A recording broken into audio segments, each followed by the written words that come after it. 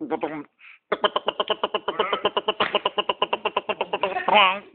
trang, trang, trang, trang, trang, trang, trang, trang, trang. Oh, sandali, introduction pa eh.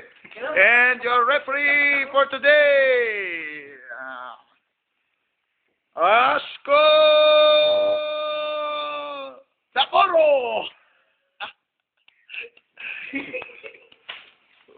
Okay. Wala bang kakatabay magiliw? Okay na.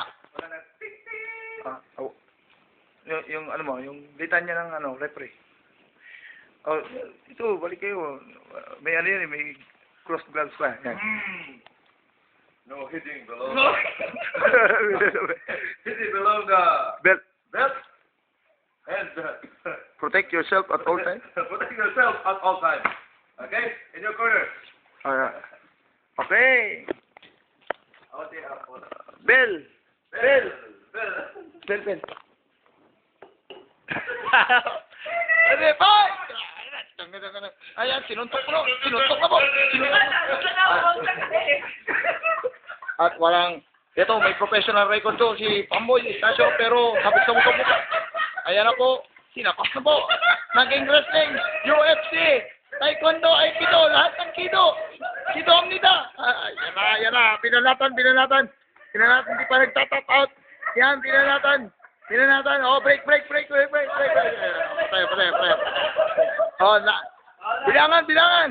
1, 2, 3, 4. Ayos ka ba?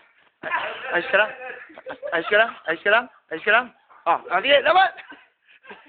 Okay. Ayan na po mga kaibigan. Ang inamon, 3 araw na di lumalamon, Pamboy Estacio! Ay. Ayan na, kabalo ka na. Ay, ayan po, si King Kong Bandi.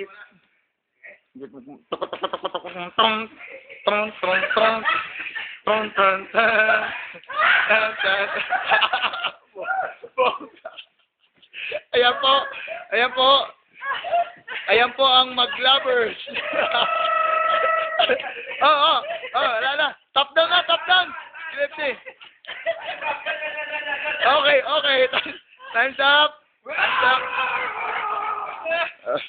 Okay, we'll declare the winner by unanimous decision. Coach Ansay rate 95-84. Coach Repolyo 98-32. And Coach Dimagiba rated it 52-82. And the winner by technical knockout, Dajin Dayanto Esperame.